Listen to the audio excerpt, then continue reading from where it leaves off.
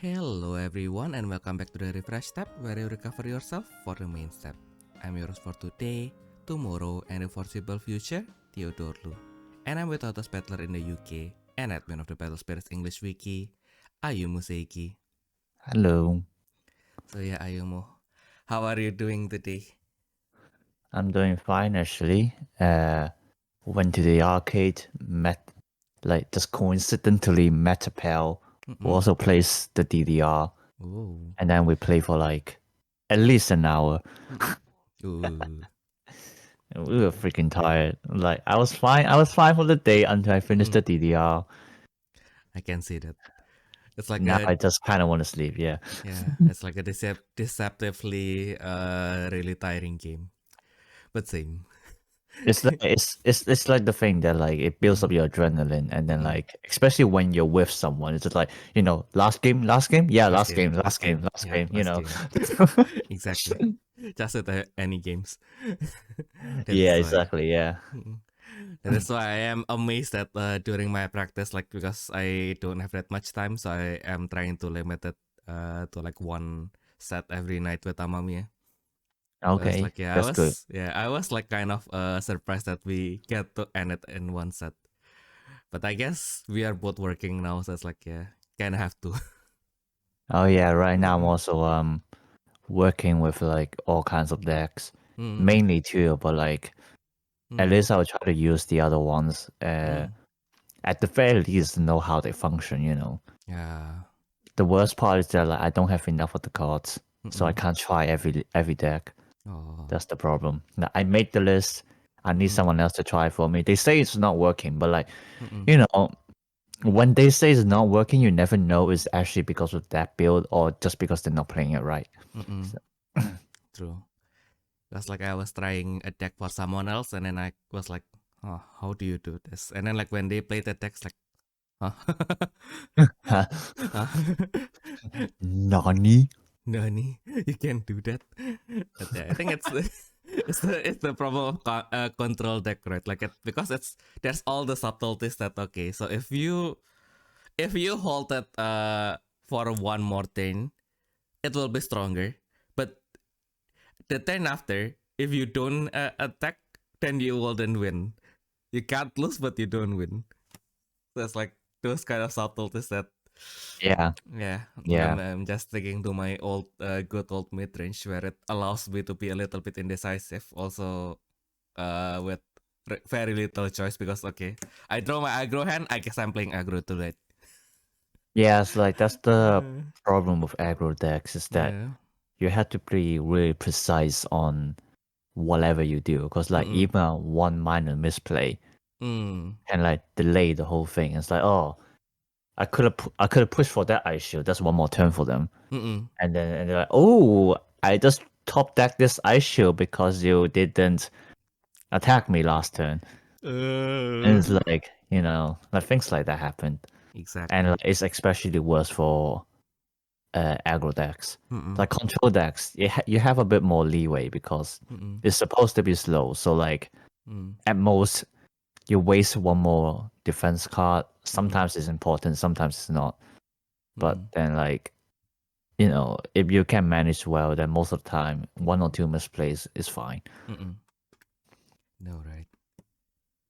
And then yeah, it's also like some decks. It's being apparent that like although they are mid range, like if you let them long enough, then yeah, it's not going to work.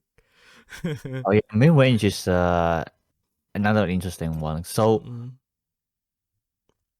arguably, Mm-mm. mid range is probably the hardest one to play because Mm-mm. you have to recognize the situations where Mm-mm.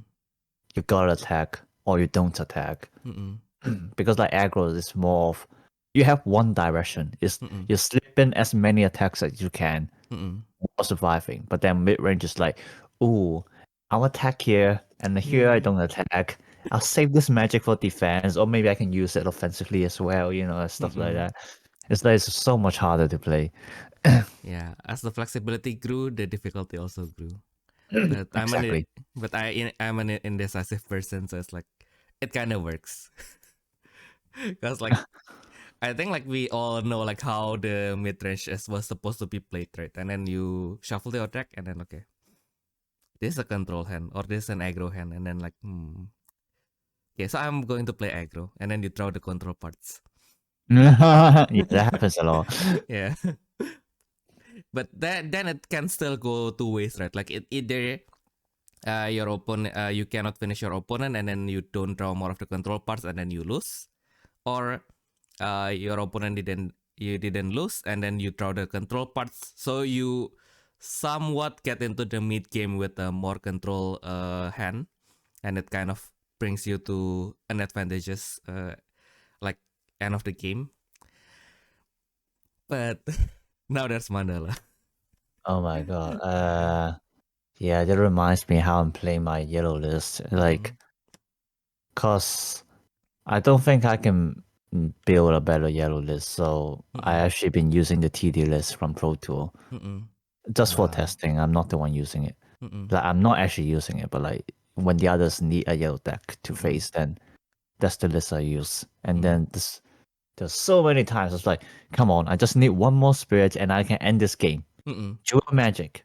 It's like, or you know, like when you don't have Fable Beast in hand, Jewel Paradise. It's like, I don't fucking need you right now. I know, right? It's the pain of being like a like a mixed deck. It's like I need the Fable Beast draw Flagellum. Yeah, it's not like the yellow deck isn't like the best deck in terms of function, just because every piece is so separate to each other. Like you gotta be precise in what you draw. If not, then like they're just not gonna work with each other. That's the problem. Yeah. With like the so-called most optimal yellow decks. Because obviously you can't just play pure Fable Beast, because sometimes you do need the Bob Wipe, but then on the other hand, Luster just too slow. I was like, that's the weird thing about yellow, I guess. I know, right? Like, Jack of all trades, as they say. Exactly. Now that you mentioned that, I kind of remember now. Like, we finally have the pen in the Finals Brave. Right, yeah. The more I read it, it's like, oh, this is really good. but everything is like, I now know like the feeling of people who wants to play a game, and then like most of the content are locked behind DLC.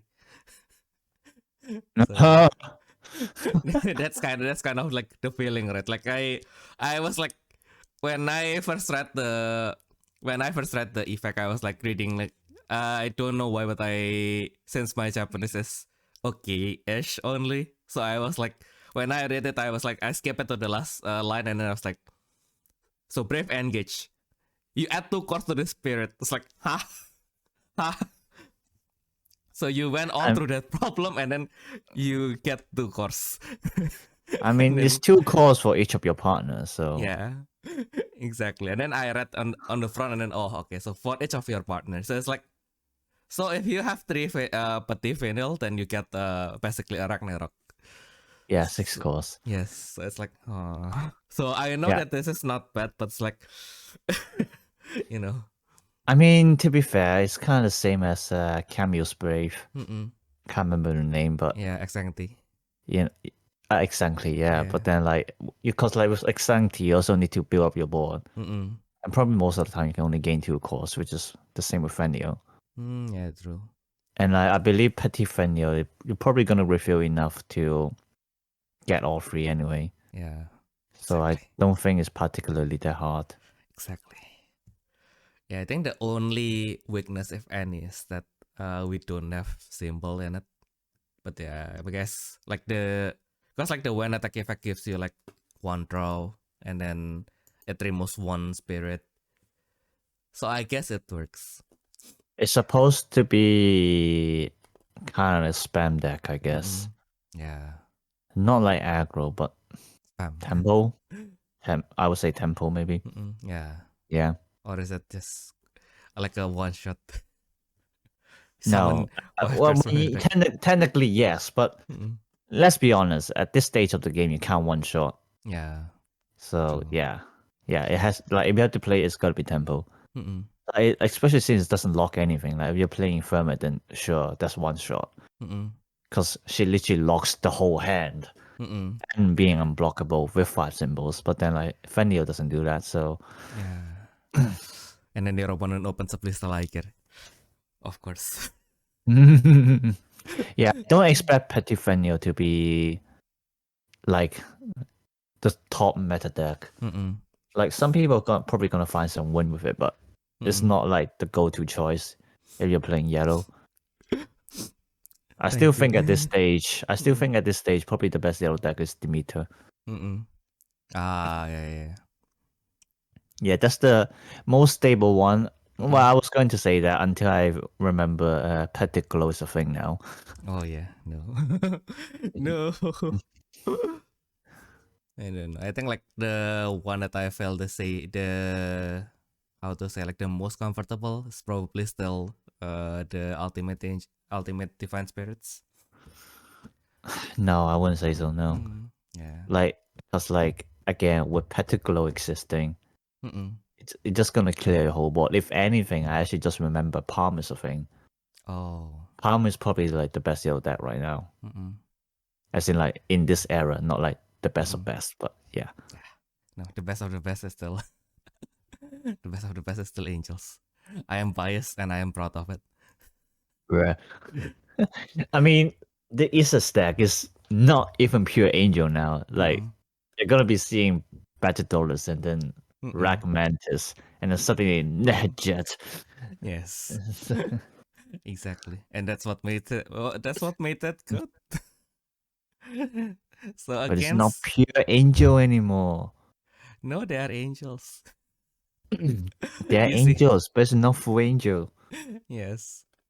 Yeah, it's like the interesting thing about the Japanese, right? Like you get all these divine spirits that are clearly angels, but like when translated into English, they are not angels, and then we have the Evangelion angels, which doesn't look like an angel, but they are angels. Yes.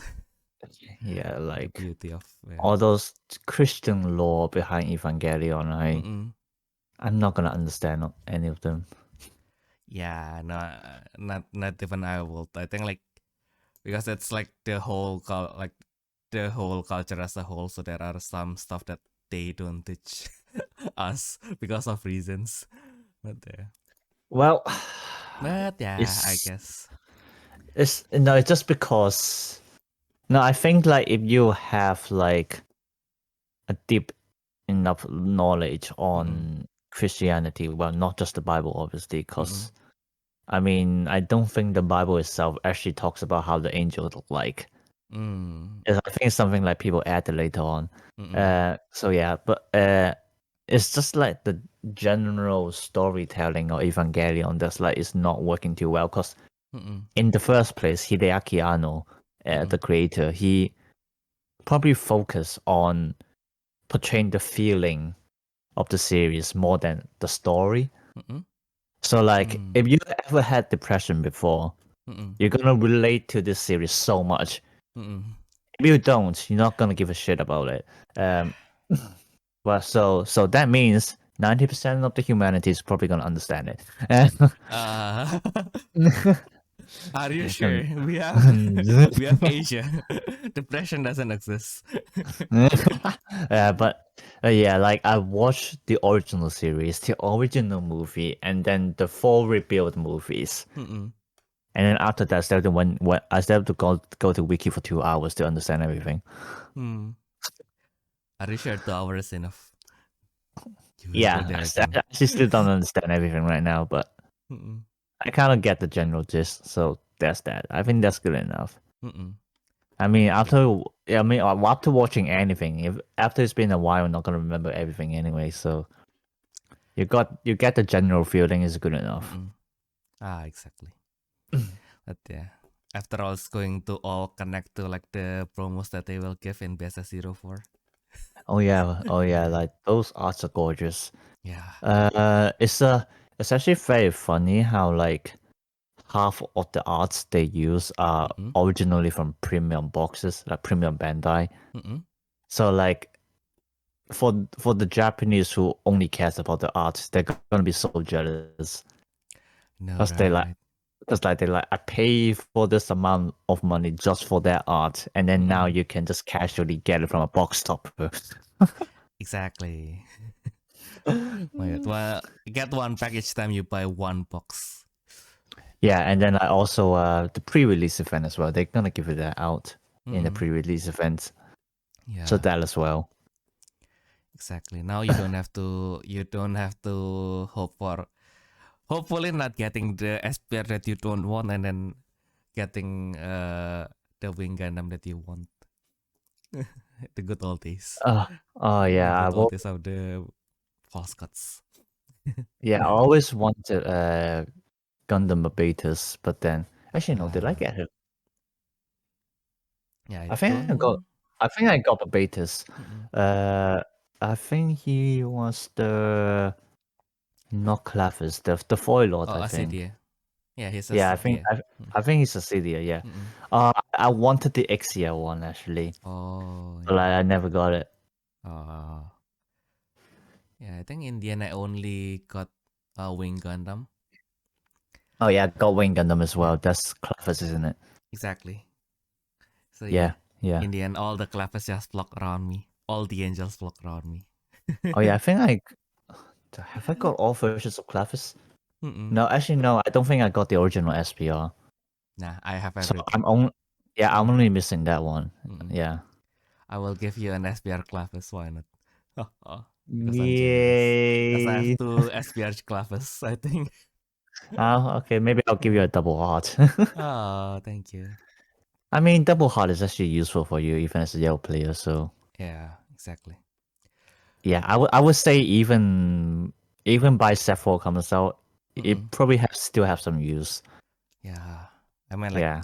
yeah, especially now, like, there are lots of games that I think, like, if only my spirit has two symbols, I could have finished this. although again, like, to be fair, like in yellow, it will kind of depends on whether my board is ready or not. Because, like, okay, so I have the double hearts. I have 6 scores in total. I mean, you're only gonna put one copy in the deck anyway, so Yeah. But yeah, I mean, like, it kind of depends on whether, like, okay, so I have a cathedral. Then now. Now. Yes. yeah. But yeah. Yeah, we just gotta see how Genbu is doing first, I guess. Mm-mm. Because like he's gonna be one of the X-rares, Mm-mm. and he's probably gonna be the Ascent one as well. So Mm-mm. I assume he's Oh. gonna get double symbols. Yes. Yes, finally. Let me think. Oh, okay, yellow is one of them that's only get 2 X-rares, so it's gonna be Fable Beast and Angel. So I assume it's gonna be an upgraded Genbu, Mm-mm. and then I don't think they're gonna upgrade Michaela, so it's gonna be another Angel probably. Mm-mm. Or will that be another other lander? No, Okay. no, it's gonna be Angel because we look at the set Yeah. code. Mm-mm. Yeah. I see. Yeah. Interesting. So on the lander just got shafted again. Of course. Until Mad Hatter comes to BSS. The day Mad Hatter comes to BSS is the day other lander will make it. Hopefully. The card that unexpectedly bring me my first victory in a big tournament. So it's like, yeah. Hopefully he will finally get his mates together and we can finally fight together again. I actually want to see the Wizard of Oz first. Mm-mm. Because Oh. that art actually looks really interesting. I think it's a waste if they don't use it again. Yeah. I mean, they can redraw it, but like, I want the design, if you get what I mean. Oh yeah. Yeah. Wizard of Oz. Battle Spirits. Let's see. Let's see what you are talking about. Wait, what? Yeah, I don't think you can find it that way. I think it's the Arcana Master Oz, right? There we go, Oh yes. yeah. Oh yeah, it's definitely like the artsy. Ooh, it's very artsy. Like, yeah, you get what I mean. Mm-mm. Ooh. If you have six other landers in your spirit, six other landers on your field, return all opposing spirits to the top of the deck. Yeah, so I think Nice. that's a reference to. Actually, no, it's not going to be a poker reference, is it? Mm-mm. Because Nah. poker, you usually only have 5 cards, don't you? Mm-mm. Yeah, so it's probably some kind of Wizard of Oz reference, but Mm-mm. oh, Yeah. something related to 7 actually, but Mm-mm. I don't know what's the reference there. Oh yeah. Because like I think with Wizard of Oz, I only watched the beginnings as like I mean, I know the general story, but Mm-mm. actually, no, it says only need 6 or more, so it's gonna be Alice. Mm-mm. Oh, wait, she got 4 companions, right? So the Tin Man, the Lion. Mm-mm. No, she got 3, unless they include the dog. Mm. Yeah, so there was Tin Man, there was Lion, and then the Straw Man, yes, the Scarecrow. Ah yeah. That was the 3, and then maybe they included the dog, Mm-mm. or maybe Mad Hatter actually, Mm-mm.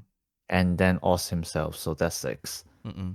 Maybe that's how it works. I don't know. I Who don't know. knows? We'll find out. And speaking of stuff that doesn't really belong there, like you see, like we have Burning Force, a really useful magic. Core Theft, arguably still the strongest option you have in purple if you want to Mm. control something. Oh, Exhaust Nexus, yeah. obviously. Mm-hmm. Absolute Ice Shield, who didn't like Mm-hmm. this for now. And then we have the Strong Draw, obviously, the strongest blue magic ever. And then we have Plant Trap. I mean, to be fair, they already printed a lot of From Prison. Mm-mm. I mean, even though I actually don't have enough right now, but that's only because I've been building like 3 or 4 decks. No, right. And I still have to share with Enoch, so there's that. Yeah. But I think in general, you're like, if it's just playing solo, then like, you don't really need that many From Prison. So I can see why they pick Plant Trap, but yeah, Plant Trap is it's a funny one. It's a funny one, but like, Mm-mm. I can see why it can be useful. Like, Mm-mm. it is kind of like a free refresh. Mm-mm. If it's like cost 5 or more, Mm-mm. that's the point. But also Oh. probably because it's a burst. I mean, we all know that like for when summon burst, like Mm-mm. it's always gonna be more versatile as the game goes on because you get more choices of when summon. Mm-mm. It's just a matter of whether the card got power crap before that happens. For example, Star Blast Draw ain't gonna get power craps anytime soon. Probably Yes. would never. So Probably will never. yeah, so like when the game gets more summon effect and then the decks are forced to use that many summon effect, Mm-mm. then like you see a lot more Star Blast Draw being used. Ah, yeah. Now that you mention it, because also like the collaboration there for the pre-release, like it is based on a red card. I think it's the red, is it the red extra? Like this Dust Worm Drought Dragon. You mean like the one for Evangelion Production Model 02? Yes, exactly. Eventually Yeah, in yeah. production model 02. Because like it also has like a mandatory when summon effect that activates from level 1. Oh yeah, it is. Yeah, Mm-mm. it's very good when summon effect though. Mm-mm. I mean, literally, Drought Dragon, you just Mm-mm. use it for the summon effect. Mm-mm. So, like, unless it's absolutely necessary, not gonna play him out anytime soon. Mm-mm. No, right. Like, I think even in non-red decks, you'll probably Mm-mm. play like 2 copies of it. Mm. Because like, Oh. if you have 3 lives or less, then it's gonna be free cost either way. Mm-mm. So yeah, Ah, yeah, and yeah. like it does have a decent stat to be fair. Mm-mm. Like 3 cost for 8k, and it still has Awaken. 5 Mm-mm. cost for 10k. Like it's a decent chump blocker. Mm-mm. And Mm. like if you're gonna play more Nessus Destruction, that's the rest move for you. Ah, now that you mention it. But like like imagine you down to 4 lives. You play this, you play Burning Force, and then okay. What do I do now? I mean, if you're down to 4 lives, it's not Eh, because 3 no, it lives, sorry. only yeah, Mm-mm. 3 lives. Then yeah, Yeah. Well, as I said, it's a chunk Mm. blocker, so you got that. Exactly. And I guess in the last week of it, with the 2 lives that you receive, if you are playing against aggro, you can, if it survives, then you can basically play Ritual Fire with it. Yeah. Yep. Yeah, exactly. Yeah. Yeah, so like depending on how many red magics or necesses you use, Mm-mm. I think Drought Dragon can be quite versatile. Yeah. No, right. I think like don't know, like because I think like when we are comparing with between Saga and Battle Spirits, it's not like Saga is weaker, but it's like in Saga it's much more subtle. No, What do you mean by subtle? it's like okay, so if you just read the effect in isolation, it's kind of but like when you talk with someone and then okay, you put the card side by side. Okay, now I see why it is why it is a threat.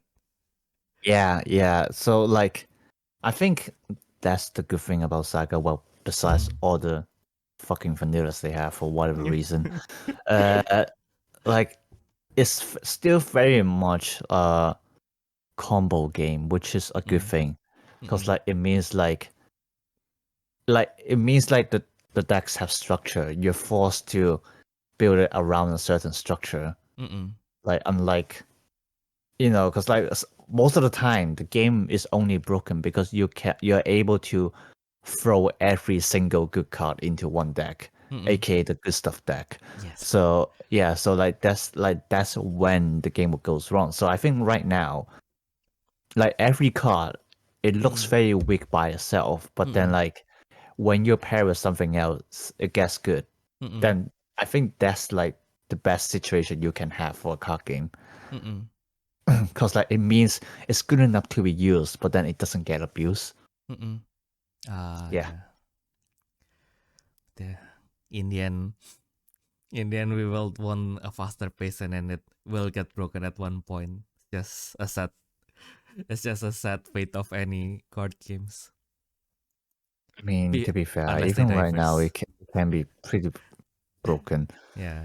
Well, like other decks, like can barely deal with yellow. Like they can, just yellow in terms of power. Does well, Fable Beast specifically have kind of like right now have like an overwhelming advantage for being unblockable.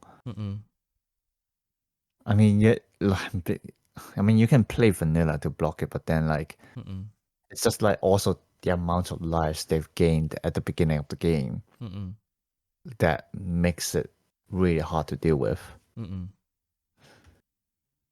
Yeah, I know. But I suppose like that's why blue exists. Like blue is supposed to be a counter to yellow, even though it's a lot of subtlety. But like it's designed to counter yellows in many different ways. I mean, obviously, like Saga, like blue only appear for one set, so it's not always enough. But you got one comparison, which is so yellow gains lives, and blue is just like, nah, I'm gonna ignore your life. Exactly.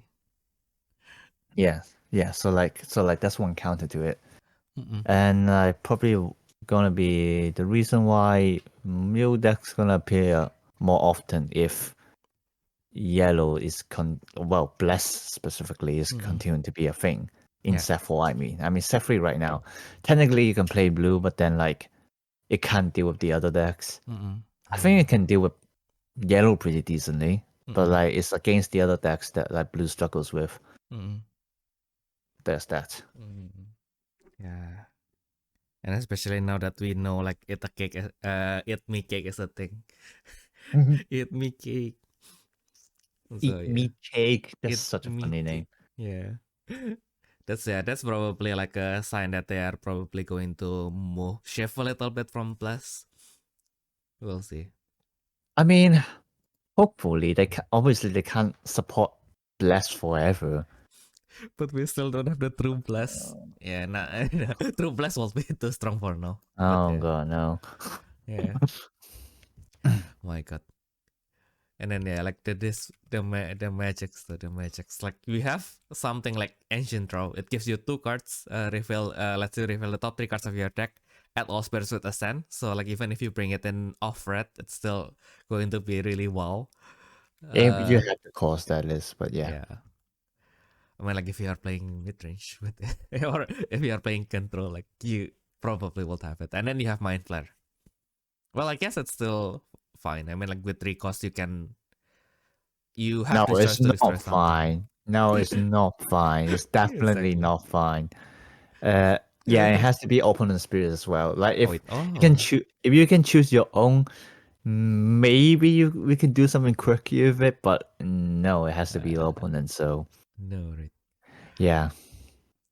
Then excavation. Like, excavation, I'll give it a pass just because you will have like more stuff like Apollo Dinos, where like you might want to control the BP a bit more freely. So like plus 4K, fine, I'll give you that. Yeah, and it's then, like, really it's really mind flare. That's the problem. Like even Buster no, Lens. Buster that's Lens. Buster Lens. Yeah, that's Buster Lens. Like it's barely okay. Like obviously more necessary destruction. Like it's like it's kind of good for red. Like it gives some red an identity. It's like, yeah, we're gonna destroy all the necessities, you know. I mean, in general, red doesn't have a lot of identity anyway. Like that's why every card looks so boring. But also for the people who missed out Feral Slash, because I did hear my friend who only started the game like 2 months ago, and it doesn't help that he lives in Canada, which is like near no support. Like for some reason, the market in the US, like the online market, I can't remember the name. TCG players, there we go. Apparently, he said it doesn't ship to Canada. So what the? yeah. So like he's been struggling quite a bit to get the cards he needs. So Buster Lance is actually a good thing for him. Yeah, because especially with the power creep on BP, because like probably, especially with the existence of Ritual Fire, people are gonna try to attack more at 5k or more. So the burst effect of Feral Slash probably ain't gonna do much. And most of the time you probably use Feral Slash from hand anyway, because you want to get rid of the Nessus as soon as possible. And it's very hard to predict the opponent to have a Nessus and then attack with Spirit, and then you just have enough cards to activate the main effect in that stead. So so Buster Lance, I'll give it a pass. It's something that's usable, but Mind Flare just like why? Why? Like, would you rate is Mind Flare worse than Needle Shot, or is Needle Shot better? Needle Shot is better. I guess Needle Shot is better. I mean, like you okay, you don't have the choice, but like if your opponent only has 1 spirit, okay, they can't block unless they have suppression. So it's either they lose their suppression or they lose the spirit, or they lose the blocking. Well, I mean, it's baiting out different results between the 2 cards, because you have Mind Flare, which like the point of destruction in general is that you try to remove a card from the field to avoid bonus advantages from maybe having 1 more symbol, one more blocker / attacker, and then like whatever effects that spirit has. But with Needle Shot, the point is that you just want to get past it, or you don't want it to attack, or combo some quirky purple effects. But in general, Needle Shot is just better because it also like concerns with in what cases do you use these 2 cards, because with Mind Flare, especially since it has, first of all, it has better removal cards. I mean, Ritual Fire is one of them. Yeah, and Burning Force. Burning Force as well. Like you're only playing 1 extra cost in the red deck. So if you can destroy 2 better, you're not gonna use a Mind Flare just because it's 1 less cost. It's not that much of a huge deal if you know how to play your own list. So that's the issue because you're not like even in off-color decks, people are gonna at least play Ritual Fire over the over Mind Flare. So it's not gonna be useful. It's not gonna be useful in red. Yeah. But on the other hand, Needle Shot, the advantage of Needle Shot is that okay, yeah, it only exhausts, but you can target any spirits without without green immunity. Yes, you're the one targeting. That's why it's good. Yeah. Wow. Yeah. Select one of So your opponent's spirit and exhausted. Wow. yeah, that's why it's good. Oh. All this time I thought it was all just an inferior Thorn Prison. I stand corrected. No. Yeah. Yeah, TD it's card like it's good. minimum one cost and you Yeah. choose which to exhaust, which is very powerful at this stage of the game. Yes. Especially for the nature of green. Like that's the point. Yeah. That's why like from prison, it has to be your opponent choosing because you choosing two spirits to exhaust Yeah, it's way would too strong. literally shut down their play for one turn. No, right? Like there are lots of situations where if I can choose who to shut down, it will be very delicious. Yeah, exactly. Exactly. Yeah. Yeah. So Mind Flare is literally a filler card. Yeah. It's borderline the same as Discontinue. But they're still Borderline. Like at borderline. least Yeah. Mind Flare can remove something. And like if in the future for whatever reason there's a deck that requires you to only use cost-free magic, that happened in Japanese Battle Spirit. So yes, it may happen in Saga. Then okay, sure, Mind Flare might have a place, but say that effect has put in yellow. We got Angelic Pressure. I ain't gonna use this continue, man. Like, okay, minus opponent for 3k or plus myself 2k. Of course, I'm gonna use Angelic Pressure. It's the same as adding 3k to myself. Why am I not using Angelic Pressure? And this con is like 3 minus 1. It's not even 3 2. It's like, why? Why? It's so bad. Exactly. I'm not going to defend Discontinue. Discontinue is it can't be safe. Yeah, and also like just to clarify, we're recording this before the yellow magic for Sephiroth is revealed, so we can't comment on whatever yellow magic they're gonna have in Sephiroth. Yeah, we are going to do so that right next now, week. yeah, so probably next week, with the X-ray as well, probably. Actually, would it? So today's today is like the purple magic. So so Sunday yellow, Monday white, Tuesday green, Wednesday blue. Yeah. Yep. But like we probably won't be in time to talk about the X-ray as well unless we try to delay our recording until they all release. But in that case, Theo's probably gonna stay overnight to try to edit it. Yay. I mean, like my flight to the US is going to be at 7:30, so I guess I would have to go to the airport at like 3 a.m. anyway. So I guess that works. Oh yeah, shit, we're less than like 2 weeks away. Jesus Christ. Yeah, that is why it's like it is scary. It is a scary time right now because like with how because work already starts, I can't skip work just because I'm preparing for Worlds, and then oh yeah, I have a good news. I finally printed my thesis, my master thesis. I'm going to submit them on Monday. So as you are listening to this, I will have finally finished the registration for my master thesis defense. After 4 years of studying, I will finally graduate. I will finally be a master's in science. So yeah, cheers to that. I have the pink string in my hand. It's celery soda. What? A celery soda. Yes. Celery soda. Yeah. I took it because like I already bought a bubble tea, right? Because like we went to this in like one day I will probably bring you there. So like there's this one Asian market in Dusseldorf, which they are already really well known. So I think they can charge a little bit more if you don't realize that. Because they are also in the main street. They have like a big billboard, like you will see it. And then they like make a small canteen in front of, like they bought like the buildings next to them and then build a small canteen with it. So one section is the bubble tea, the other section is like the ready to eat foods.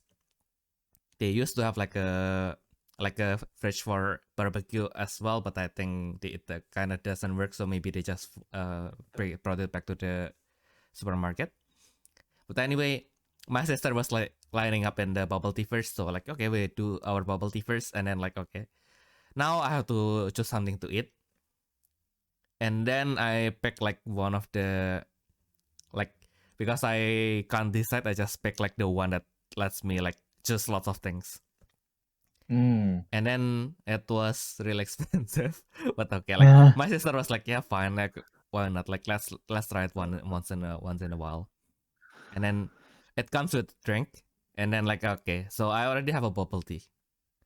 So do I just pick a normal water, which I don't have the space to keep, or do I pick Coke? And then the Coke, it's like the one with the bottle that you cannot bring around, like this, you know, with the metal cap and everything.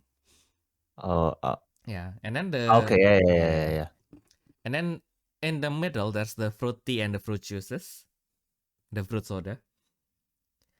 And then of course there's the normal like lemon tea, peach tea, and then the apple soda, and then the lemonade. Those are the best. Yeah, I know, right? And then like, okay, so if I want to drink this later, like which one would be like, since they are all priced the same anyway, like which one should I pick? And then like I saw this, like, I think I remember someone in shorts or reels like saying that, oh yeah, it's a great taste for a cake. And then like, okay, why not? Because I forgot like what it is. Like it does have a picture of a sort of vegetable. I remember seeing the vegetable. It looks like really stalky and red, and yeah, I don't think that's something you want to put in your drink, but I guess if they think it works, we'll try. My sister thought it was disgusting. I thought it was okay. Like, because also it does so it's only 40% celery and then 1% 1% blackberry basically. So I don't know why the sourness of the berry kind of like covers the vegetable flavor, I guess. Oh, celery soda. Yeah, Because like celery soda. when you say salary, I thought you mean the money salary. Right? Okay, celery soda. That's such an interesting drink. Yeah, What? I know, right? And it's Does pink. celery even have any taste? I know, right? Because it kind of tasted like, it doesn't really taste of anything, but like, you know, like when you munch on vegetable, like there's kind of aftertaste. I think it kind of have that aftertaste. Close in sugar. Yeah. The aftertaste.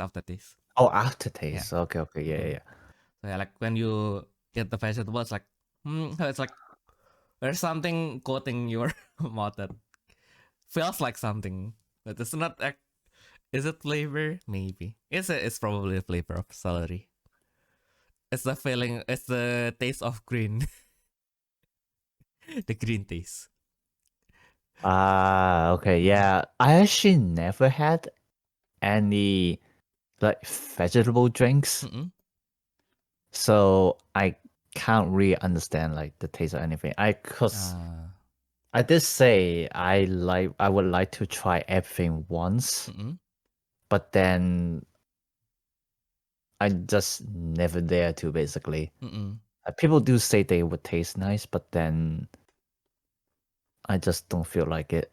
Vegetables, I'm fine eating them. Like, I'm not a picky person. Like, as long as it's not bitter melon, I would eat them. And I know how to cook them. But in terms of drink, it just makes me think of abomination. Like, I can't imagine grinding vegetables into smoothies. Like, Is this creation from Britain or something? Because I'm sure it is. Probably it is. Even like even spinach is not soft enough for them, they need to plan it down so that they can digest it. My goodness. Oh my god! But talking about this though, Mm-mm. well, I mean, that actually reminds me of two things. One thing is they actually have bitter melon juice. It's like, how is that even a thing?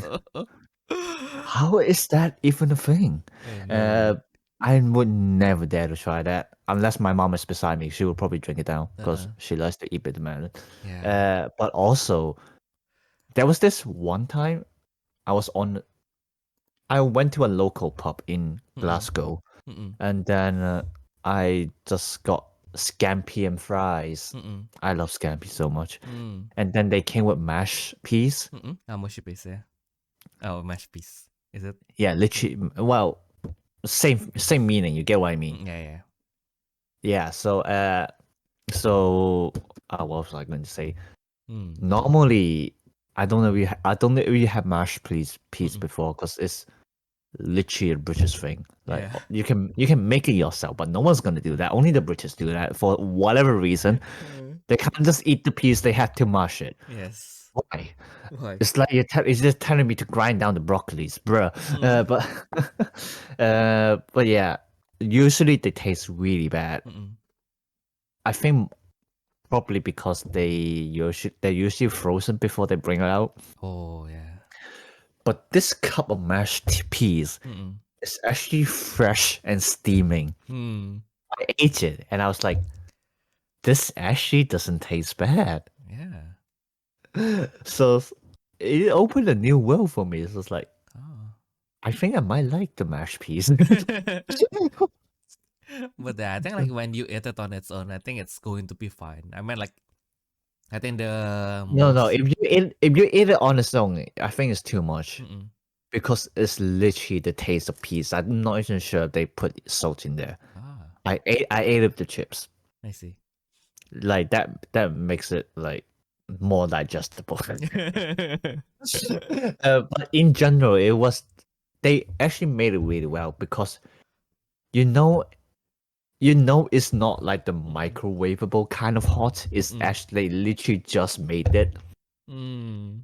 And then obviously you also got the scampi and you got the fries. Oh. And then you got the tartar sauce to go with the scampi. So it was actually a good dish. Like I've been saying all these time, if you need the real British food, and I don't mean it in a sarcastic way. Like if you want some actually good British food, you have to go to local pubs. Mm-mm. Don't go to the ones that's called Weatherspoon. Yep. Go to the ones that are literally local.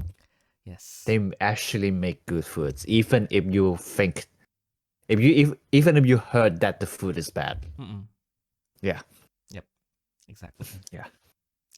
But German food, I think they are not too far off.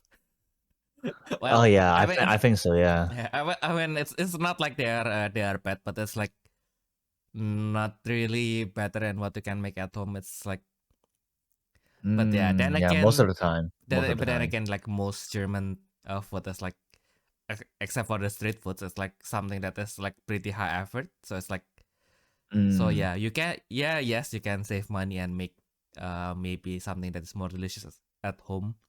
But do you want to wait 12 hours to slow cook this beef? Yeah, I Yeah. get what you mean. Mm-mm. Yeah. I know, right? I don't know. I think German foods has a bit more variety than British food. Mm. Or maybe I haven't got in depth much into British food because right now I can only think of um what was it? I can't remember.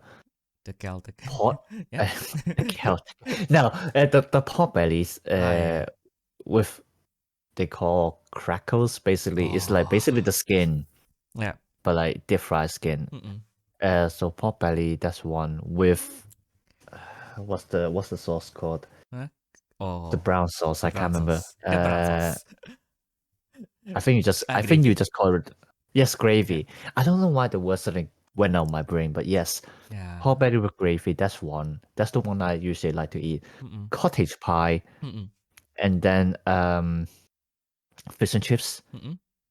I put scampi and chips in the same list. Mm-mm. This is literally the only 3 that I know. Mm-mm. Oh, but technically they also have sausage and mashed potatoes. I think that's kind of one of the dish they have. And then roasted beef, like literally just roasted, kind of on a grill in barbecue, that kind of stuff. Mm-mm. But obviously they made it better. Again, only in local pubs. Yeah. But I can only remember 5 actual British dishes on top of my head, Mm-mm. and I'm pretty sure there's more for Germany, for German food. Yeah, I guess. Yeah, probably. Because like for me, the most memorable one is of course doner kebab. They're Yeah. fighting Turkey with this on who invented it first. Also, currywurst, which is barely a Yeah. dish. It's just cut up sausage. In curry. Yeah, in curry, and it's not a strong curry as well. It's just a curry. It's called the curry ketchup. So it's I actually quite like that, not gonna lie. yeah, My it mom is likes it, nice. that's for sure. Yeah, and then I think we are quite okay with the fries. I mean, like Belgians and Dutch are better. As I hate to admit it, but like yeah, I guess our fries game is pretty strong still. I'll say if Belgian is a 9, Dutch is an 8, then German is like 7. So it's like still really solid. And then what else? Where do you go from there? Okay, so you have the pork knuckles, of course. Yeah, pork knuckles. I was going to say Yeah. that. Yeah. And then I think Oh, what most was of what was the one that Eno had last time? oh, I think You know it's the one. You know the day when I ordered pork knuckles and then he ordered something else because you ordered like a meat platter, so yours Oh, doesn't yeah. count. But Yeah. like he ordered something else. I can't remember what it was, but yeah. Yeah, I think it's some sort of pork belly. Like it's the roasted pork Oh basically. no, I don't think it was pork. Is it? Oh wait, I think it was pulled pork actually. Oh. No, it's it don't think it's a pulled pork because it's like still pretty solid, like pulled pork.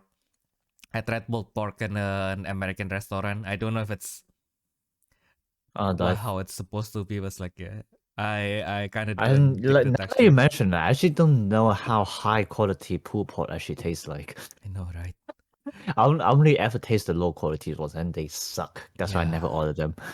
No, right? And then like it's the kind of food that you can't really use like the high quality meat for that. It's just you gotta go to people who know what they're doing. Cause like it's the kind of dish that was invented to kind of like elevate like the cheaper cuts, I suppose. Like so you slowly cook it so that the cheaper cuts that is usually tough will be softer, and then you can impart more flavor into it. So it's probably more into like okay, which kind of flavor profile will fit you more? Because like I think with American food, they are trying to jam pack every single flavor into it as much as possible. So I think with Oh my god. yeah. No. Talking about American food, Yeah. I think the flavor is fine. Mm-mm. Unless they're using MSG, which probably a lot Mm-mm. actually. But okay, let's say genuine food. Mm-mm. Even then, they use too much oil. Oh. Like I can't remember if I mentioned this in podcast before, but after I went to the Pro Tour in Portland, I came back and I told myself I need to eat salad for a week. How did they even survive? Like I literally asked a local American player, and then he said, "I don't know. I'm actually surprised I'm still standing here." you know that's why that's why their pharmaceutical industry is thriving. Oh my god! And that's why people, the thing that they like the political thing that they push is probably like mostly about health and stuff. I'm gonna be kind of avoid making any stupid American jokes this time. Yep. Let's stop there. We have our own problem. I'm from Indonesia. We have worse things. Oh yeah, I'm from Hong Kong. We have worse things. I actually don't think it's worse than the US, but still pretty bad. But I think it's just bad in different sections, right? For us. I mean, yeah. Yeah, I guess so. Yeah. But what was that? Yes, that day Mm-mm. in the airport, I was going to have my breakfast. Mm-mm. I found this probably local fast food restaurant. Mm-mm. Because I don't think it exists anywhere else. But you never know. Like like America has a lot of fast food chains Mm-mm. Oh yeah. that doesn't exist outside the US, so I would never know. But anyway, I ordered this burger. Mm-mm. I remember it was just normal beef or cheeseburger, that kind of thing. Mm-mm. And then ordered some hash browns Mm-mm. and then also some onion rings. Mm-mm.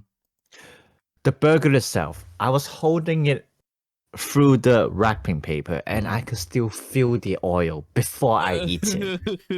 That's a disgusting feeling. And then the onion ring, the circumference. Mm-mm. The circumference? No, the perimeter. The perimeter is bigger than the burger. Mm-mm. And like the onion is actually thick. And I think that's fine. The problem is like the batter, again, too much oil. I took one bite. It's not oozing with onion juice. It's oozing with oil. It took me. I had the meal. The hash brown actually fine. The hash brown is like the most normal thing on that day. I ate everything except for 2 onion rings left, and I spent 20 minutes just to finish those 2 because it was too much. It's not that I was full. It's just that I couldn't take in that much oil. And I was like, I need to start eating salad when I go back. And I went back home. My parents came to visit me.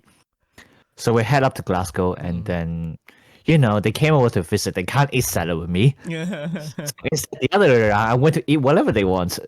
You got Turkish, you got Indian, a lot of strong flavor stuff. And then on the last day, we had teppanyaki.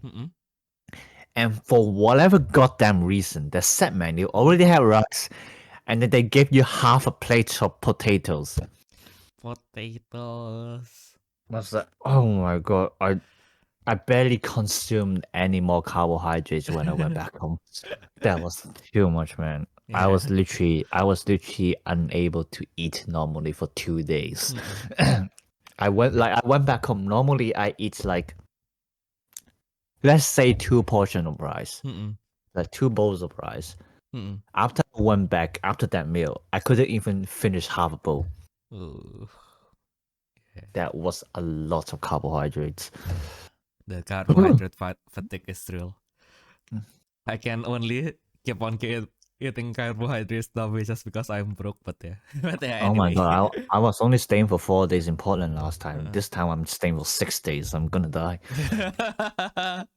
Oh no, are you always going to explode? I'm gonna explode in oil. Yeah.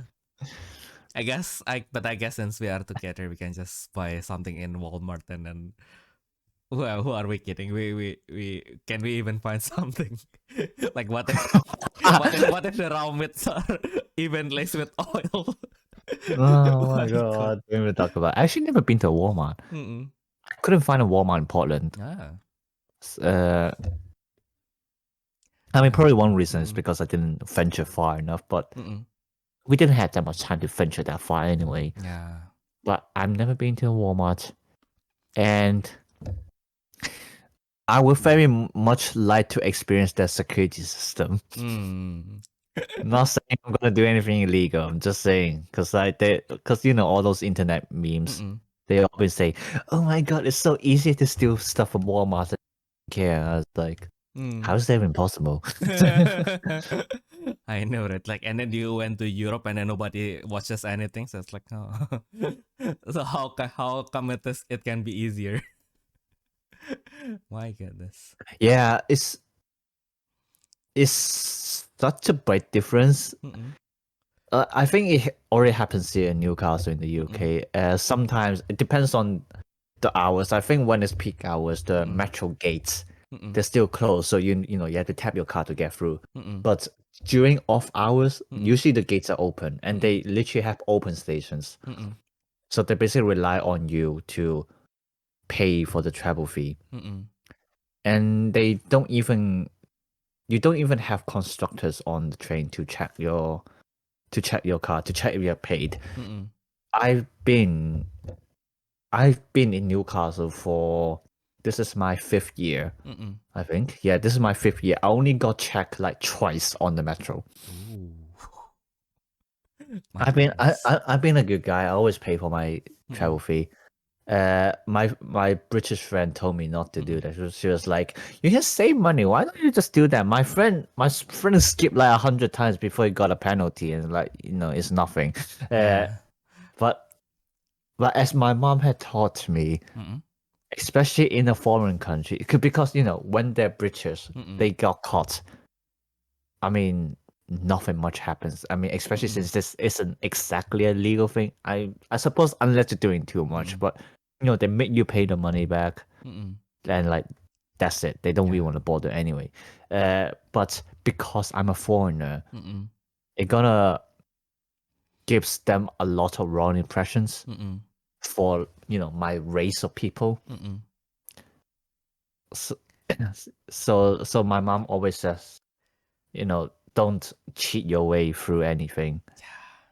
It's gonna corrupt your own mindset anyway. Because like the more you can get away with things, the more daring you become. Yeah. And then like you would just take in a lot of bad habits. So I've been trying to keep myself clean most of the time. Yeah. Most of the time. Good guy, Ayumu. Yeah, but also in Japan, like Japan is godly.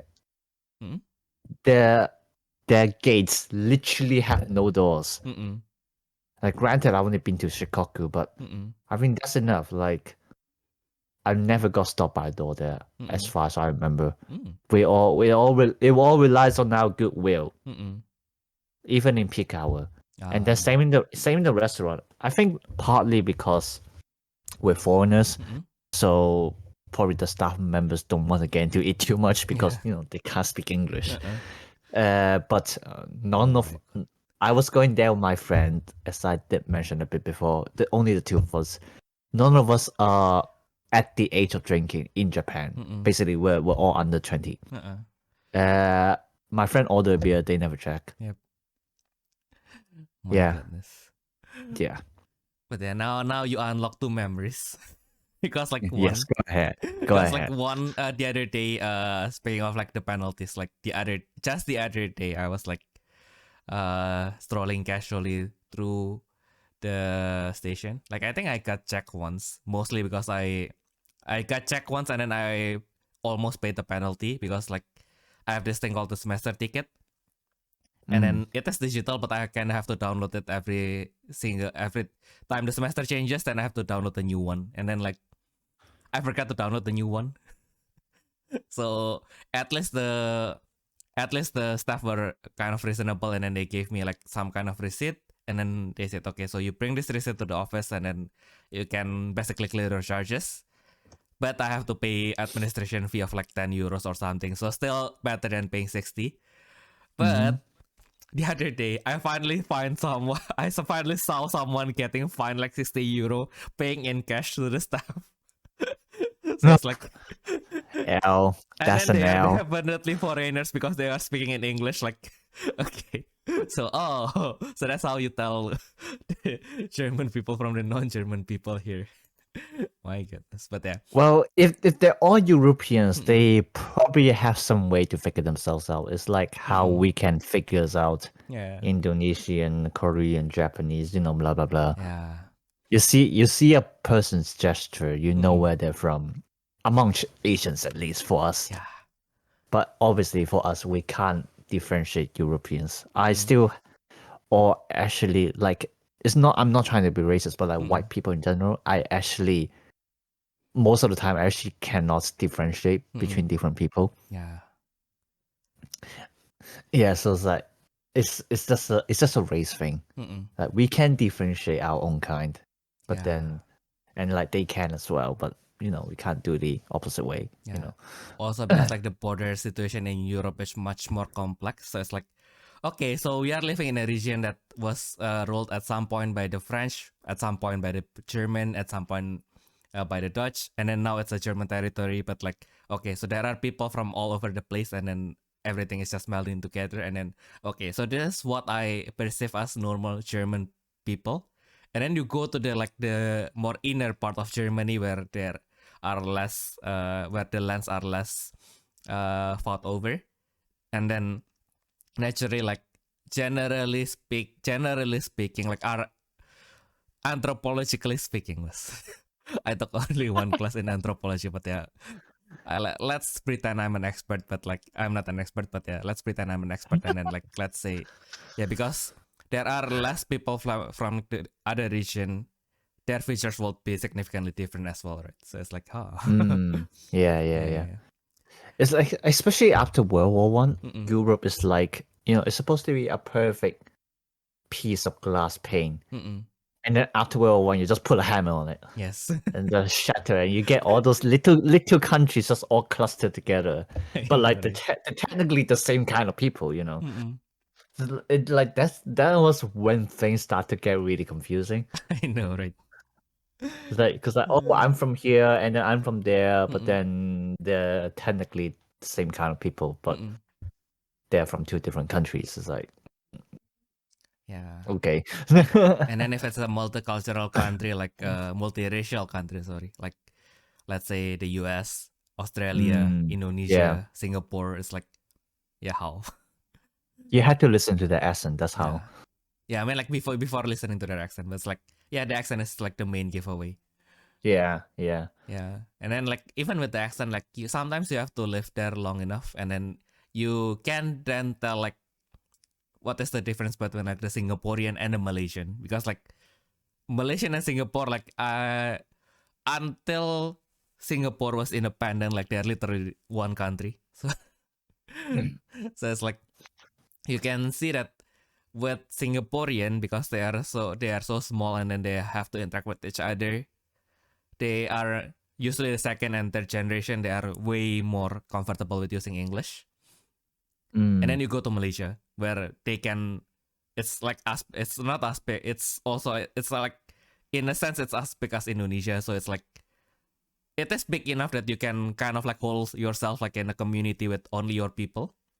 So like if you speak to a Chinese Malaysian, like there are still like maybe 40% chances that either they can't speak English, or they are really not like comfortable with speaking English. Like I mean, like I have, like even with my own country, like I have friends from like the North Indonesia where they have more Chinese people enough to build like a Chinese community there, and then sometimes that Indonesian kind of doesn't make sense. It's not like it doesn't make sense, but like their accent like really made it hard to understand, and then they were talking in Indonesian and like, fuck, like what is that word in Indonesian again? I mean, you don't even need to you don't even need to have a big country. Just come over to Chinatown, Newcastle. I can show you plenty of people who actually can't speak English. Oh no, it's just Chinatown is a different story. Literally, I was like, your whole freaking generation has been in the UK. Why can't you speak English?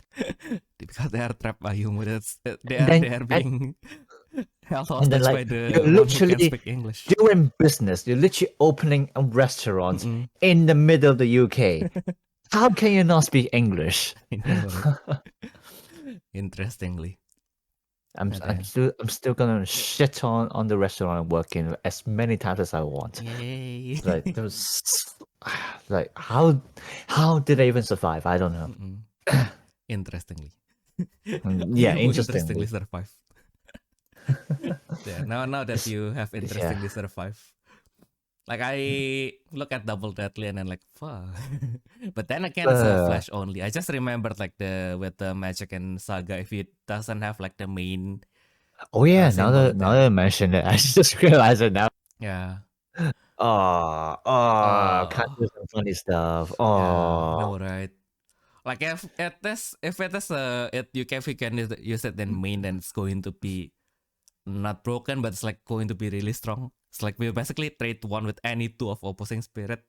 So it's like, huh. But I mean, but then like it's still 2 cards versus 2 cards because you're using one magic. You're using one magic card to disarm your spirit card, and then like to the spirit cost, so that's 2 for 2. Yeah. But obviously, if they have anyone destroy effect, then that's a different topic, which usually is the case. Yeah, and then with yellow, since you are destroying it during the attack step, there's more thing to consider. Yeah. So so at least it will not get in the way of my Nexuses doing their thing, with Genbu doing their thing, but it can destroy Genbu without any repercussions. So that is the scary thing. Yeah. What was I going to say? Oh yeah, elimination is flash only as well. Oh, bro. Oh. I'm gonna check poison shot right now. My goodness. Poison shot is the main slash flash. Okay. Wow. This card is actually shit. What the actual fuck? Like, oh my god, like poison shot is minimum 2 cost. Like, if you're using this magic, you're most likely using purple. I can't imagine any off-color decks that says, oh yeah, I really want to remove one call right now. You might as well play fucking backless, bro. But like, yeah. So you're gonna be only using in purple. Poison shot is minimum 2 cost. You can use it in main step. You can also remove your own spirit for whatever quirky effects you need to have.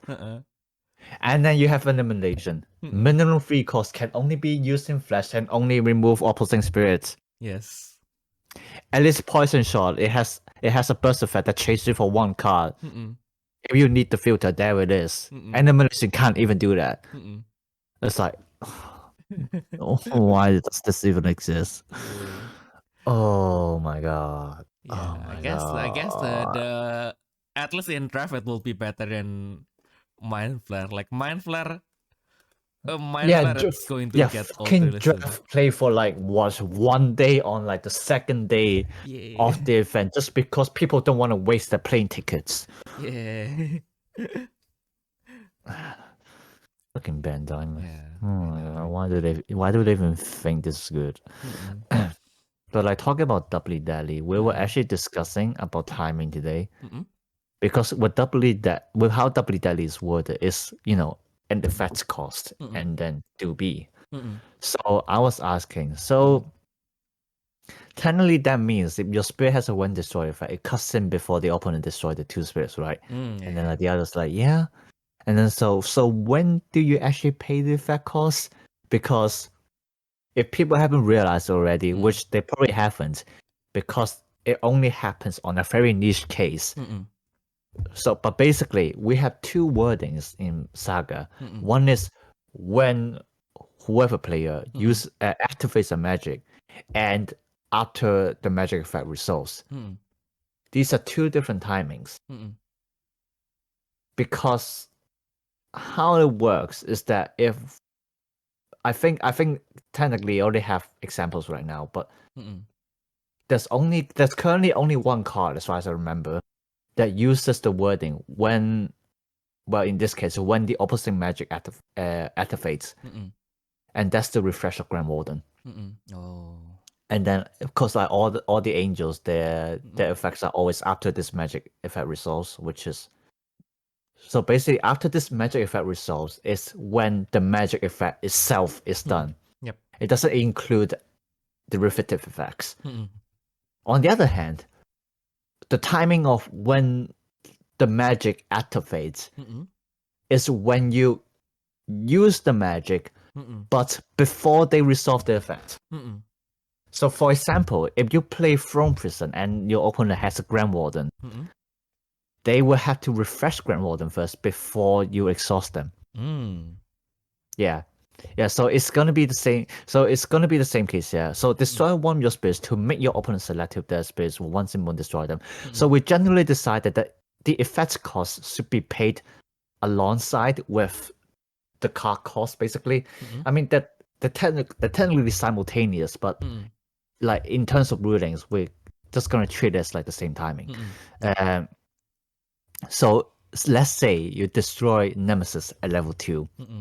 So in this case, that means Grand Warden's refresh and Nemesis destruction effect will be at the same timing, and then the turn player chooses, and then after those two effect resolves, then your opponent select two of the spirits of one symbol and destroy them.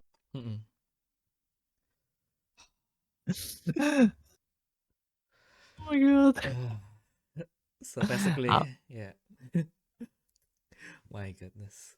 So basically, if your opponent has Nemesis, so you just choose your one symbol spirit first, and then okay, you can protect your multiple spirits in a way. So that is the caveat. Interesting. Sorry, say again? So basically, if your opponent has one double symbol spirit and then two one symbol spirit, and then you destroy your Nemesis, since Nemesis resolve first, so they can so they Nemesis has to resolve first, so they can just destroy one of the one symbol spirit, and then your Nemesis goes to waste. Haha, you know it. Yeah. So that is like the subtle thing that they kind of like limit their ability. Yeah. Which is nice. Yeah, and also it means like it does means a lot more interaction. So you know, for example, if the destruction effect somehow relates to how many cards in your hand, say you destroy the purple cost, and then you draw a card and say, hey, now there's one more card to count, you know, stuff like that. So it's gonna be an interesting card, and I'm not looking forward to the rulings it's gonna have. Yeah. My goodness. Thank goodness I don't have money to go to the UK now. If I go to the UK, I'll probably judge. So it's like, oh. But yeah. And that pissed me off so much because Bandai somehow doesn't reply to our emails. Okay, I can say it. It's just that I can't share the link. But basically, for us judges, we have a specific link that we can fill in. It's like a Google form that we can fill in to ask about Q&A if none of the judges can clarify what's going on. So, for example, the recent cases of Costin Artist versus Nemesis, we had to send a form to ask them, like basically ask Bandai directly how this is gonna work, and then we had to put in our email, and then when they have an answer, reply to that email back. The question was asked when Set 3 was released, and right now we still haven't got an answer. Oh my goodness. So it's like, fucking do your job, man. You gave us a way to ask two questions, and you're meant to answer it. Yes. Don't increase your workload if it's already too much in the beginning. Don't give us hope. That's the problem. If you want to talk to us. Yeah, and like the comprehensive rules is not even clear enough. Like the case that I said just now. So when do I actually activate?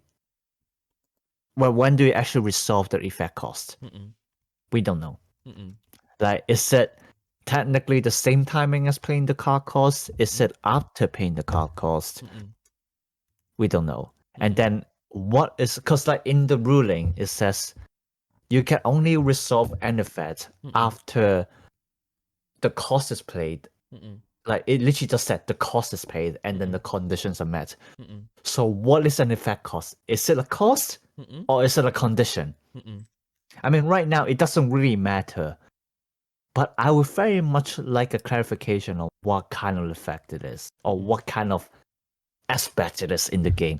Is it a cost or is it part of the effect or is it a condition? Whatever. They never said it in the comprehensive rules. So it's like, fucking hell, Bandai. Do something. Exactly. Don't just release 6 vanillas in each colors and just like, haha, the people gotta play this game. I know, right? At this point, it's a little bit too much. I guess you kind of need the vanilla for the draft, but like 6 is too much. Like even the original Japanese game, like my friend told me, hey, you might want to make a comparison video between the original set 4 and then the Saga set 4. No. He put it this way, expecting me to to kind of explain to the other people to say, okay, like set 4 at this level is normal, and like you look at the Japanese set 4, about the same. But I told him no, this isn't going to happen because Saga set 4 is literally worse than the original one. Because the original set 4, they already had 6 colors, Mm-mm. and it was also the second set for blue. Mm-mm. It's like they only had 3 vanillas for each color, Mm-mm. and then like, why the hell do we need 6 vanillas for each color here? All right. And you already gave 6 in the previous set. Why do we even need more? And the stats aren't even good. Most of the stats aren't even good. The only one that I actually like is a blue cost 1 because there's a 1 reduction. Mm-mm. So if I ever need a blue aggro deck, there we go. Mm-mm. But other than that, the rest is like fucking power waste of paper. I know, right? My goodness. Oh god. This is tiring. Like I Yeah. like Dealing I with don't Bandai is tiring. even know if anyone related to Bandai is listening to this, but Mm-mm. if you are, please tell Bandai to stop printing vanillas and expecting them to be useful. I know, right? It's not. It's not. Don't print me a card called Both Hands, which is 4-1, and his stats aren't even good, and his family is unrelated to any decks to play right now. I know, right? And with such interesting name like Both Hands, like make us like let us actually play it for real. My goodness. And then yeah, and that topic like the stat line is like the thing that makes or breaks like vanilla cards, right? Because like Amamiya was during our practice, like Amamiya was still trying to stop me with like this particular vanilla with from a certain color, and then I was like, oh okay, so let's see, like not let's see like what we have in yellow, right? Yeah, and then I especially like what is the therefore fabled piece, and then like we have Chambis Carbuncle, which is nice. Wonderland card Griffin, that is nice. And then we have like a certain others that takes up space. So yeah, that was fun. That was a fun excursion. Looking at what vanilla yellow has. Yeah, and I mean, even like Genbu gives us a reason to use vanilla, and I actually think that's a good choice. Like, it gives us a meaning to use the vanilla. It still does. It still doesn't excuse from giving bad stats. That's another thing. But at least the vanillas have some use. Yeah. And then in set 4, they print something that said, "Oh, now you can target any spirit and can't block for the turn." So Ew. it's like, bruh. So yeah, about that. And then you destroy and can open free and end another Fable Beast. And then you have Blessed Cathedral. Yep. It's like, what's even the fucking point? Yes. I mean, I think at least purple right now, it has some more answers in terms of magic. Red is gonna continue to be shit. So like, yeah. So basically, vanilla is gonna become useless in set 4 again. Yeah. Asset is. Not even the double symbol can save them. Okay, the double symbol spirits, I think they are fine, like the ascent ones. Oh yeah. Yeah, the stats are Like we had to like make the power creep a little by little, and I think that's the right pace. Like right now, people can use double heart, they can use Nebula Dragon. At least my friend can. I'm not sure if he's just lucky or like the others have skill issues, but at the very least, even if the effect is literally just saying you only get double symbols, the card is usable. So I expect the double symbol ascent spirits, they are mostly going to be usable as well. So I think that's good enough. Their point is just to be a double symbol attacker. And at this stage where Ice Shield is still the best defense magic, it's a reasonable threat. It already forces people to use Ice Shield in a different way. I mean, comparing to attacking by a single symbol spirit, I know that people are already aware of double symbol one life burn Mm-mm. and stuff like that. But you get what I mean. It Mm-mm. changes their playstyle now that even more of them exist. Mm-mm. So yeah, I actually think the Ascent cards, the double symbol ones, are fine. If you cause we got some spirits from each color except for red for whatever reason. Mm-mm. Have a spirit that activates something when you use it for Ascent. Mm-mm. I suppose in some cases you can also use the double symbol spirit as like a chip combo Mm-mm. to achieve whatever you want Mm-mm. from using the spirit for Ascent. Mm-mm. You already got like quite a few ideas that you can do with them. So Yeah.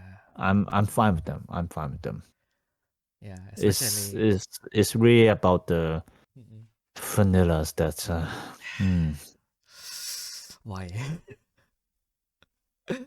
I can't. I can't defend that. But yeah, that's also why I really like Eat Me Cake. That I mean, like it's not going to be as strong as let's say Phantasmal Paradise, right?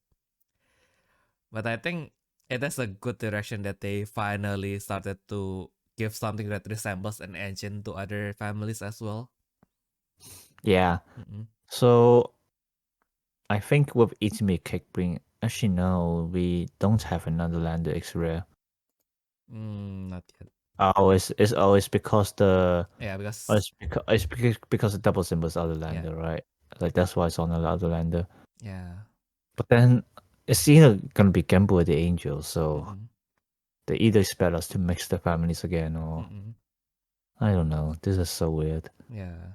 But I guess like even if you just bring it with the Leo, it's still kind of fine. So basically, you summon it, you look for Leo, or maybe if the Gen, like I guess like the Genbu will not require a Fabled Piece anyway. So if it has something to finish the game, I guess we can still bring it. Uh, the only problem is the Genbu might require a cost 6 or higher, which then limits the versatility of It Me Cake to summoning Leo.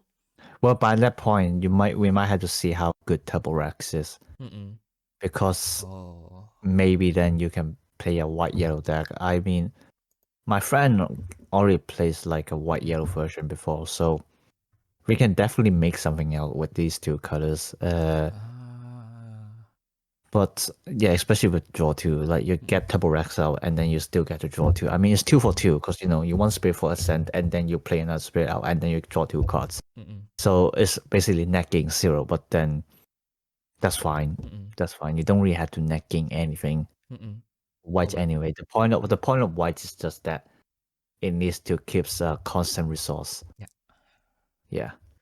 Yeah. So Yeah. maybe we can do something with white. Who knows? Oh, yeah. Now that you mention it, yeah, it's probably going to be Yeah. better. But Okay. if it's in terms of yellow, I actually don't think Leo's gonna play anytime soon Mm-mm. because I think right now the version of Fable Beast plus a little bit of luster is already decent enough that you don't really need a heavy beater there. Mm-mm. And it's definitely not lacking draws. Yep. Especially not with just the 2 draws where you need 2 specific cards to get 2 draws. Yes. I might as well play what's that magic called? Uh Magic like Gleam of Hope. Gleam of Glim of Hope. Hope. There we go. Yeah. Or the Topaz Radiance also works, Oh but yeah. yeah. Yeah.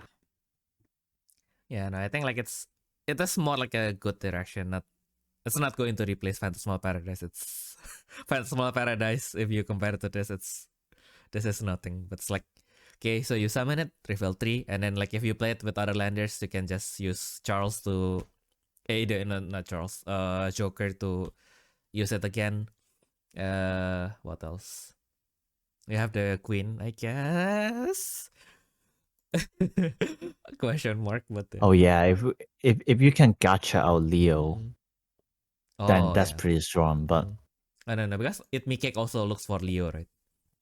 And kind of yeah, samples your deck, yeah. yeah. So I guess it Yeah. kind of works. Also like with Turbo Rex, then okay, now you have now that you mentioned Turbo Rex, then I guess you can bring like 3 Leo and for like Leo and Turbo Rex for the engine. So maybe a total of 10 with It Cake. Then it might work. We'll have to see. But yeah, it's still not going to be it. It's mainly going to be filter. So the +1 is a +half, I guess. Not +1, it's a +half because like you might get one, but like okay, you get an ascent and then you have to sacrifice one more card. So it's like, do you actually gain? You potentially gain one, but it's not really that big of an advantage, is it? Yeah. Yeah, I guess it's a plus. It can be a +half at least. So not going to be as crazy as Paradise anytime soon. But yeah, really appreciate that. And I actually find it very interesting because because we have Spade Beast Leo, which is another lander, and then you have his previous form, which is called Unbrave Leo, which is a frolicker. It's a frolic, yeah. It's like, huh? Uh-uh. In the first place, do we even need another family? I know, right? Apparently, Bandai thinks we do. So funny.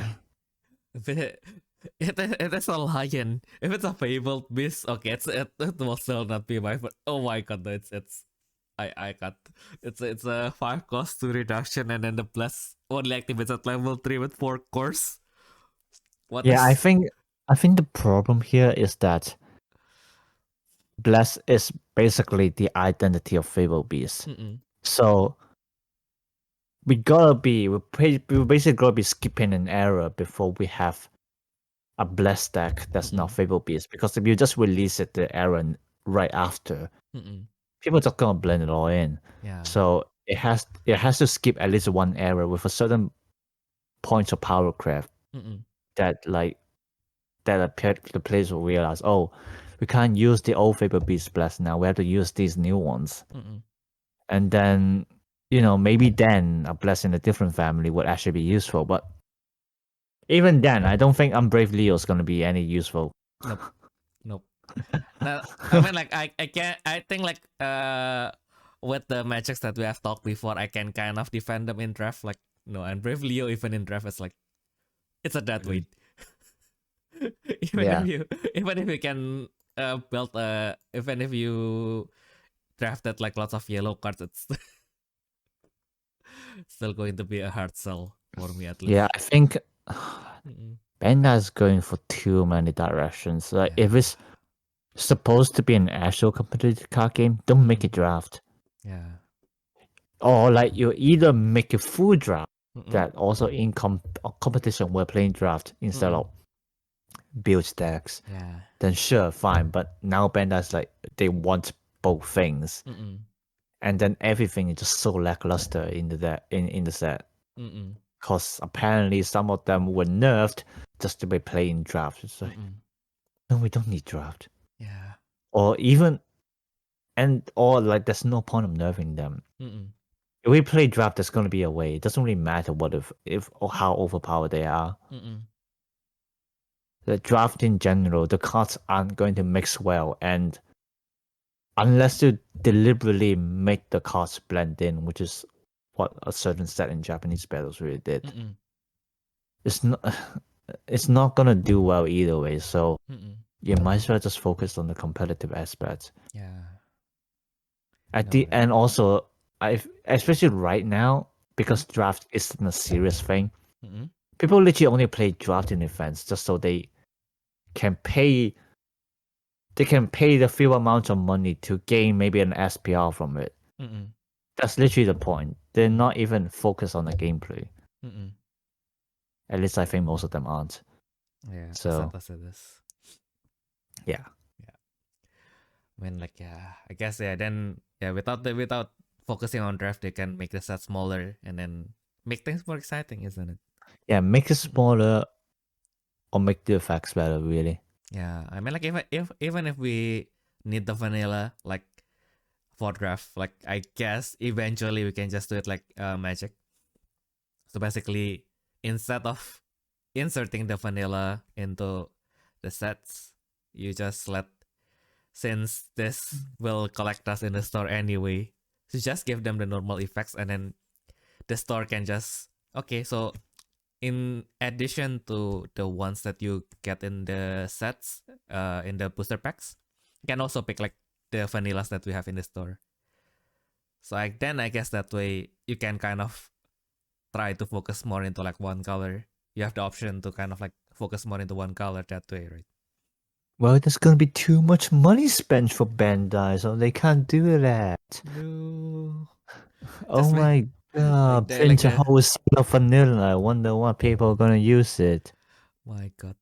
Like yeah, I mean like if they know that they can do like they can do the business the way they do in Japan, but like this is the only thing that if they brought the booster pack like how they do it in the Japanese game, it would probably be much better. As in less vanilla, less cards in the set, less price. Yeah, exactly. think I it's mean, cool, yeah. not necessarily less price. They can still Mm. put the same amount of cost in the box, Mm. but Yeah. No, I mean like I think we have talked about this before, right? But I think like the problem with like the Western side of doing business in TCG is like they inflate the price by giving you more cards that you don't need. right. Yeah. Okay, yeah, I get what I mean. Yeah. Yeah, because like okay, yeah, the booster pack is more expensive because it has 12 instead of 9 cards. No, we want 9 cards and pay less. Hey, why are you even doing this? Like you are giving me 3 vanillas, so I pay $2 more. It's like why?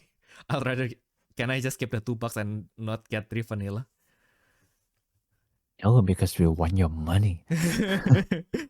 You have to make we have to make our money worth. My god.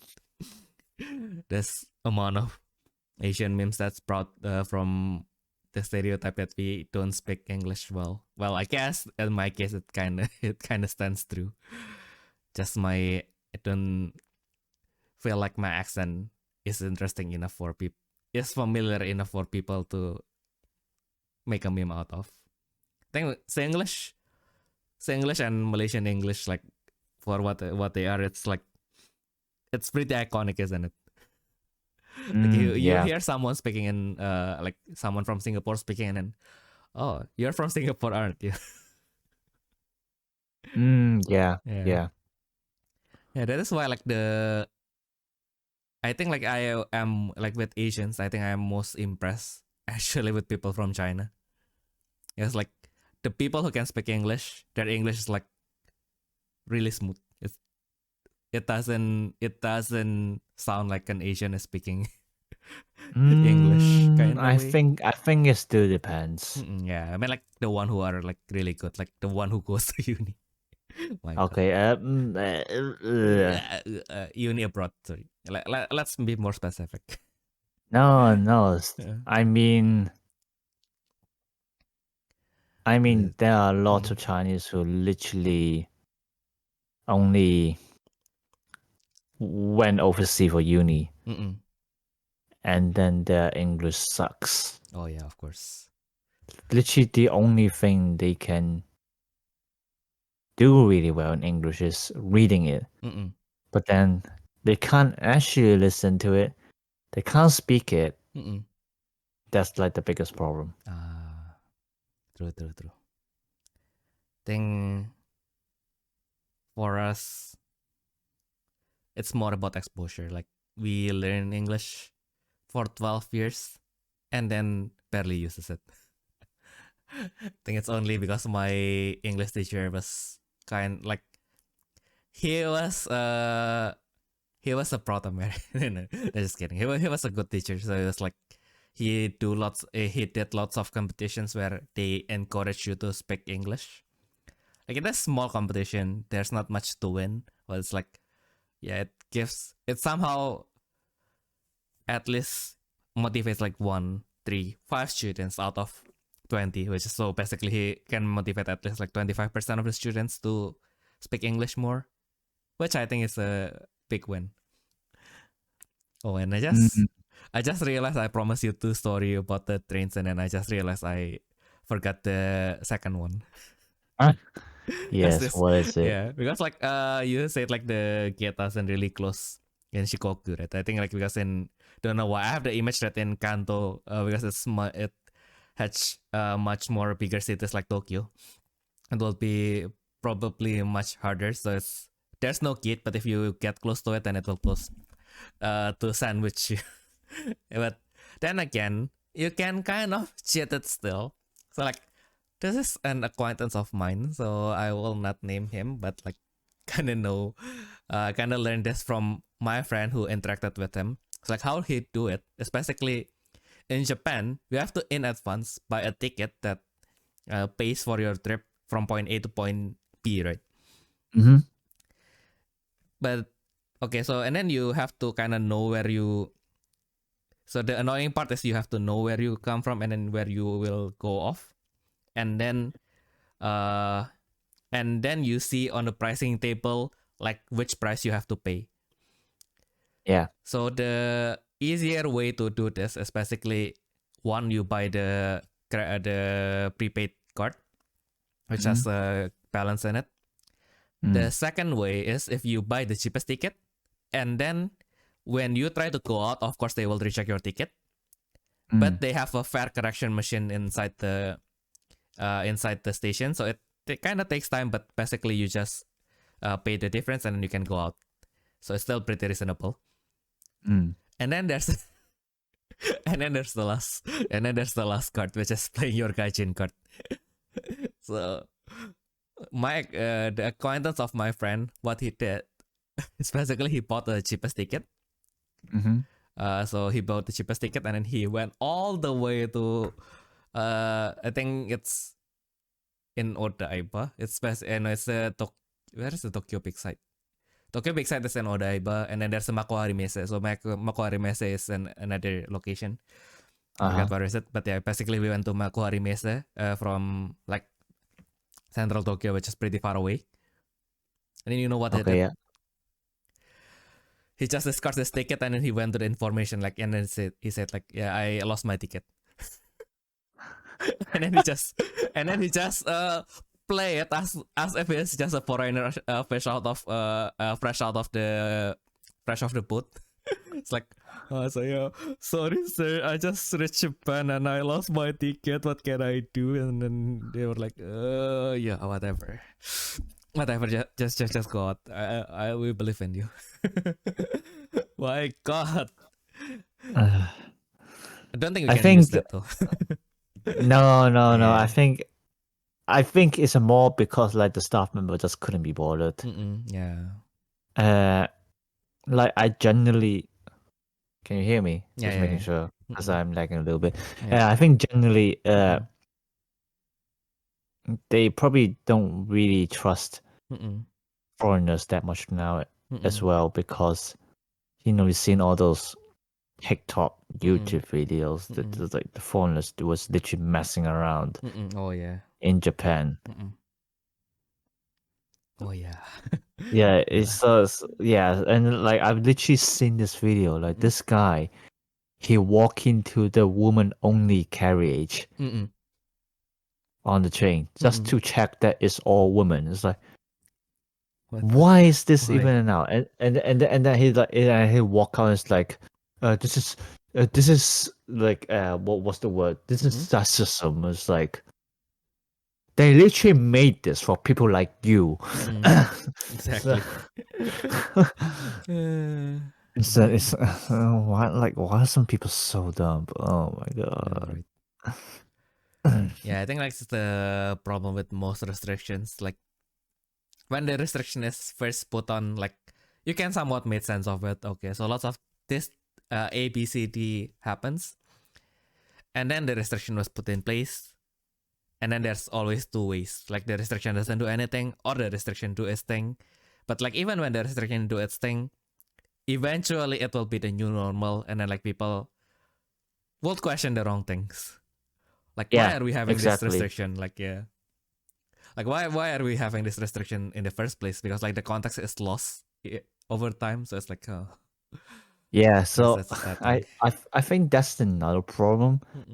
Like I think people from any country would do that. I'm not gonna pinpoint like some specific people would do that, but like right now the culture generally is that somehow they have to question everything that's not within their own knowledge. It's like, oh, my country doesn't do that. Why do you do it? So strange. You guys are so behind. Stuff like that. You're like, dude, you literally, why are you even a tourist then? You literally went out to another country to experience their culture. And this is their culture. And this, if there's anything wrong with that, it probably will be on the news and already. Like, people are fine with this, so just stop being an asshole and do whatever you want as a tourist, but don't question them. You're here for their culture. Yes. It's not harming you, it's not harming anyone. And it's not harming in the way you assume either. So stop it. Get some help. Whoa. I guess like also like the part that concerns me, since I'm getting older now, I can criticize the younger people. But yeah, I guess like back then when we want to be edge, I think, I don't know, like at least from my environment back in Indonesia, I think it's edgy. It's kind of like the edgy thing is to kind of like challenge what is like the norm, right? But now that the internet is there, it's like now this edginess all are being aired, and then the kids was like, huh, why are we doing this? Like, why are you being so straight edge and everything? It's like, and then because of this, it's just amplifies, because like, oh, they are validated for their edginess basically, and then it's just become more painful when they grew up, because like, okay, fuck.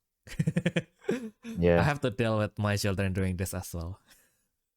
But yeah, I guess like lots of things and like lots of bad things in the modern times. It's not that it's increases, but it's like back then you do like one bad thing, maybe 100 people will know. Now you do one bad thing, and then out of the 100 people, maybe 50 will try to stop you from doing that. Or now the whole Fire Nation knows you're here. Yes. Now the whole Fire Nation knows you are here, and then that can go two ways. Like either the Fire Nation can come to shut you down, or they will parade you as a hero, as one of them. You are one of us. I mean, now that I think about it, ironically, in like earlier in this episode, I was just talking about how oily the American foods are, but I wouldn't say that's their culture, would it? I guess it's food the culture. Is food part of the culture? I don't know. I mean, is being greasy part of the culture? Yeah, no, I think like it's the, like if you are seeing it from like a culture point of view, I think it got to do like with the American.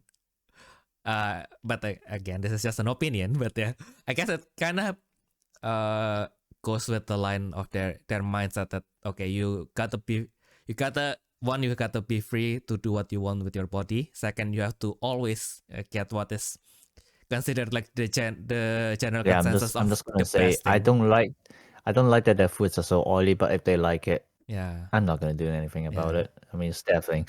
Yeah, I mean, like it's the Pepto-Bismol industry profiting from this, but yeah, let's not get too deep into that.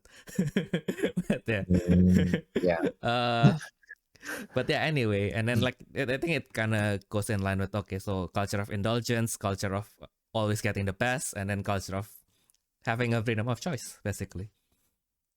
That's like, I think, because like I think food in our cultures, like it is not that we are not free with what we want to eat, but it's like there are more norms into like what you eat. Like, you know that, okay, so when you are sick, you are going to eat something lighter, maybe like a porridge or something. And then when you know that and then you know like the greasy foods, usually it's like for a special thing, or you know it's something that you eat when you don't have money. Plus your economy got more stable, you kind of shifted from like the more oily foods and then into more of the food that has less oil in it. that is considered healthy. Like I think like in the US, I think they just throw those norms out of the way. Like, okay, so if I want to eat healthy, I'll eat healthy. So now I just wanted to eat like what is the best.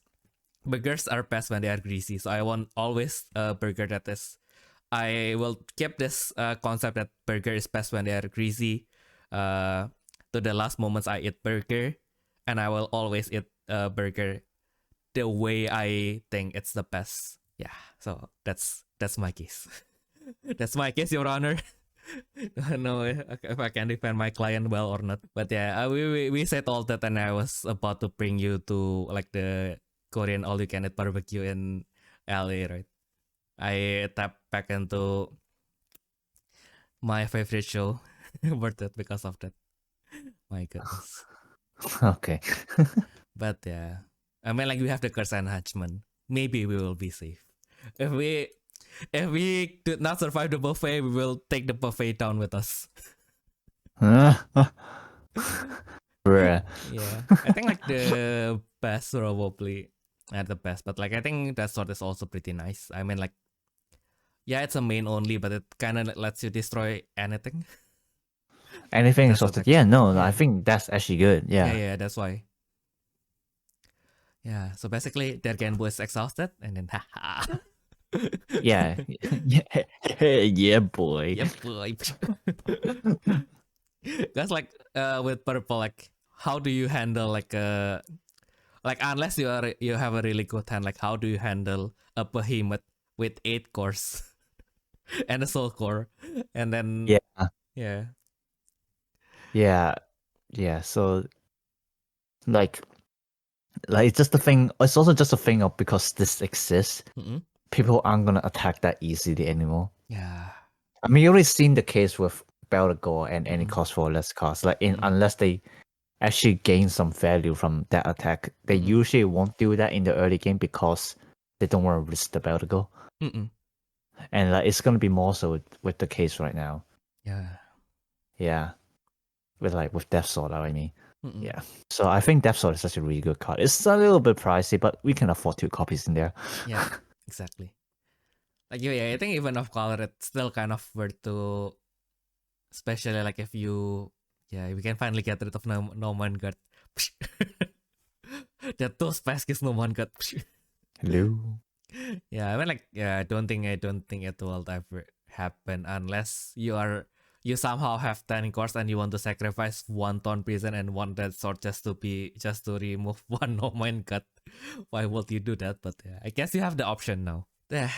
Now that we have finally successfully segued our way back to Battle Spirit Saga, not ending the episode on a depressing note of how we perceive food and how the culture is declining. If you want us to talk about any particular topic, you can always send us your question, message, and request to our email at therefreshsteppodcast@gmail.com. If you are listening to this on YouTube, you can also comment your questions below. We will try to answer it, but if it's big enough, we might also talk about it inside the podcast. So yeah, I guess that has been everything that we can share for this week. We hope that you guys have a nice week going forward, and we'll see you all in the next turn. Bye bye! Bye bye.